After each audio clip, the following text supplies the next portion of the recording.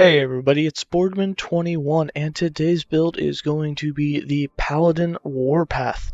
Yes, that's right, we're going to be using Warpath. Now, as everyone knows, the hit damage of Warpath is just absolute crap, so obviously to make this build viable, we went with a lot of spell damage, and we're going to be proccing things like Flame Burst and Divine Bolt. We got Abyssal Echoes constantly going off. We have Abyssal Orbs and Cascading Orbs and all sorts of Voidish type orbs. It's just a firework show. But in either case, it does pretty good damage. Honestly, all builds seem to lack after I played the Death Seal, so I'm kind of wishing I hadn't played that build because everything feels meh now. But in this build, you're basically going to be using Warpath as much as you can till your mana runs out, and then you're going to use Vengeance outside of that for 1, the damage reduction, 2, because it will fill your mana back up relatively quickly, and then you can go back into Warpath. Obviously, since we're using Warpath, we are channeling, so we'll have our armor protections while channeling. We're going to have some dodge, and then at the same time, Abyssal Echoes is going to be pulling everything in so that we didn't have to take the pull on Warpath, because that makes it way too spendy. Right now, with the way we have Warpath set up, it is only a -1 mana per second, which means you could stay in it for a really long time if you decide to not use Abyssal Echoes, because that's what's using most of our mana while we're in it. So while we're in it, we can only stay in it for like 10 to 20 seconds, and then we come out of it so that we can regen our mana. Now, this build for me has cleared over 100 waves so far. By the time this video is actually released, I can tell you what my max wave was. However, the survivability on it with armor protections while channeling is super high, so I expect it to do super well, especially with the fact that we have our elements converted, our void, our necrotic and poison converted into physical and fire damage. Those chest pieces are just ridiculous in the helm. The new affixes are just absolutely ridiculous. But with that, let's go ahead and get into the build. For skills, we're going to be running Ring of Shields, Abyssal Echoes, Holy Aura, Warpath, and Vengeance.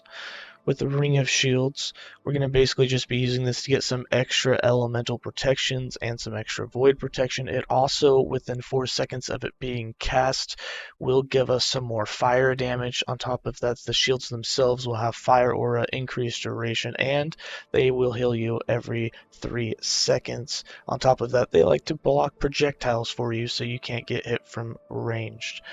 With that, we have 2 points in reinforcement, 2 points in healing shields, 5 points in Phalanx, 3 points in banding, 1 point in molten shields, 4 points in touched by fire, and 3 points in enduring defense.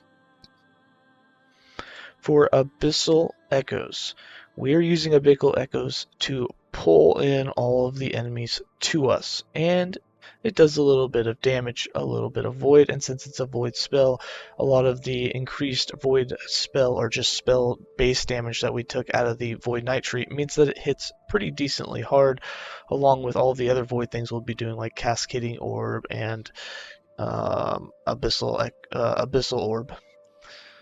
With this, we have 1 point in Mental Echoes to make it into an instant cast. We have 2 points in Echomancer, 1 point in Temporal Echo, 4 points in Distant Echoes. What this does is now it will recast with the 1 point Abyssal Cadence. For an additional recast, we now cast 3 times every 4 seconds. On top of that, we delayed it, so instead of it being 1 second, it will be 1.8 seconds. So you'll cast it, and then 1.8 seconds later it'll cast again, and then 1.8 seconds later it'll cast again, and 0.2 seconds after that one, the skill will be off its cooldown, and now you reuse it. So it'll be going off, every 2 seconds the whole time, basically. And then we have 5 points in increased area, 1 point in final echo, so it'll no longer chain. This gives it some more mana efficiency and some more area.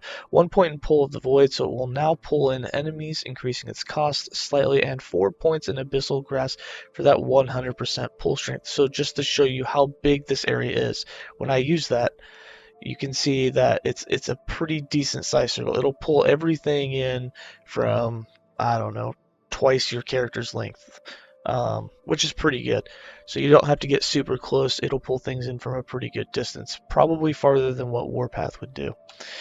For Holy Aura, we are using this for Flame Burst. Basically, all we want out of it is the damage. We have 2 points in Shelter of the Storm, 3 points in Reha's Devotion, 1 point in Prismatic Fury, with 5 points in Burning Blows for that increased global fire damage, 1 point in Flame Burst so that every time you hit an enemy 8 times with a melee hit, it will release Flame Burst.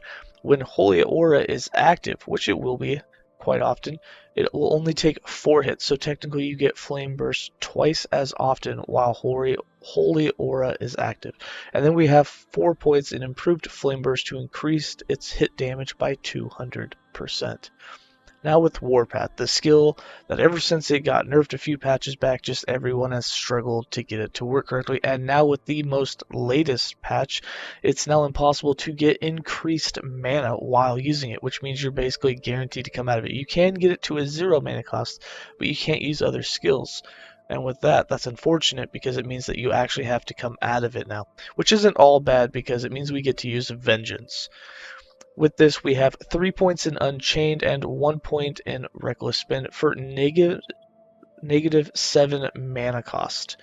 The skill itself costs 10, so we actually only cost 3 mana now per second while we're using it. And then we went for as much spell damage things as we could get. So with 3 points in Void Spiral, we put 5 points in Temporal Cascade. This means that every Warpath hit will have a 40% chance of doing a Cascading Orb, which is a spell that looks like a ball that will shoot out kind of arc, and then wherever it lands, it does a nice Void Rift looking thing with some void damage where it explodes. Then we have 4 points in Apocalypse Whirl, which will have a 24% chance on every hit, putting Time Rot on the enemy. And then 1 point in from the Abyss, which means that now every second while we are spinning, we have a chance, not a chance, we will be casting Abyssal Orb. And with 3 points in Abyssal Flurry, with that 120% frequency, it means that now every 0.4 seconds, you will be casting an orb, which does the almost basically the same thing as Cascading Orb, except it's more of like a avoid spell shooting and heat seeking, and it'll track down an enemy and hit them and then explode into a void rift looking circle of effect.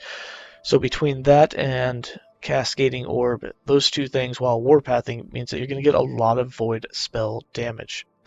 And then with Vengeance, we have the same setup as always. 1 point in Executioner, 6 points in Bolster, 6 points in Rapid Strikes, 1 point in Double Ripostal, 5 points in Dark Duelist, and 1 point in Zealot. So, just to go over this one more time, while you are using Warpath, several things are going to be happening. You are going to have Cascading Orbs going off. You are going to have Abyssal Orbs going off. You are going to have Flame Burst going off. In our passive tree, we will have Divine Bolt going off. That is 4 different spells that will all be going off at all times. On top of that, Abyssal Echoes is going to be pulling everything into you, putting them in a close knit circle, which means all of those AoEs are going to be hitting all of the mobs, and that's why we clear things out incredibly fast. Single target damage, it's meh. But, you know, for trash mobs, for everything, when there's more than one mob, you're doing damage to all of them at the same time, so you kill rather quickly. For passives, we have 20 points in the base Sentinel class with 7 points in Fearless, 8 points in Relentless, and 5 points in Time and Faith. In Void Knight, we have 23 points. We have 5 points in Devouring Blade, 5 points in Temporal Corruption, and 8 points in Void Bolts. What this does is you get plus 10 spell void damage and another plus 16 spell void damage. This is what makes the Abyssal Orb Cascading Orb hit so hard. And this plus 10 void damage will also apply to Divine Bolt and will apply to Flame Burst from Holy Aura. On top of that, the Ring of Shields, which gives you that plus 9 fire damage, applies to all of those spells as well as your Warpath attacks. In Forge Guard, we have plus 10 points. We have it all in Battle Hardened for that increased armor when hit. And then in Paladin with 60 points, we have 8 points in Conviction, 5 points in Honor, 8 points in Defiance, 1 point in Holy Symbol, 8 points in Valor, 1 point in Divine Bolt, 2 points in Shared Divinity, 8 points in Faith Armor, 10 points in Holy Precision, and 9 points in Light of Reha. For items, we are going to be running for idols.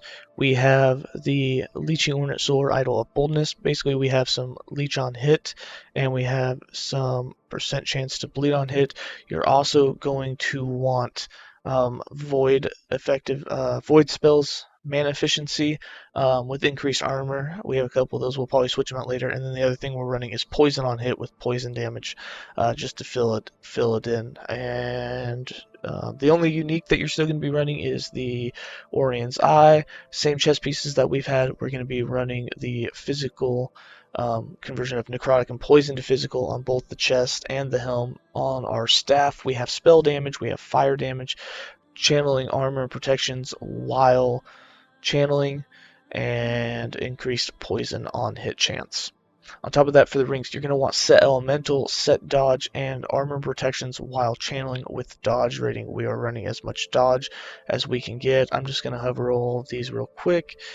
And our stats for this all together, while channeling, is going to be almost 3,000 elemental protections, over 1,000 of the poison, necrotic, and void. And remember, we're converting those over, and then we have 3,000 plus armor and 4,000 plus fire. Armor will go up 150% when we get hit, so it's not bad at all. And we have 37% dodge, so we don't take every hit.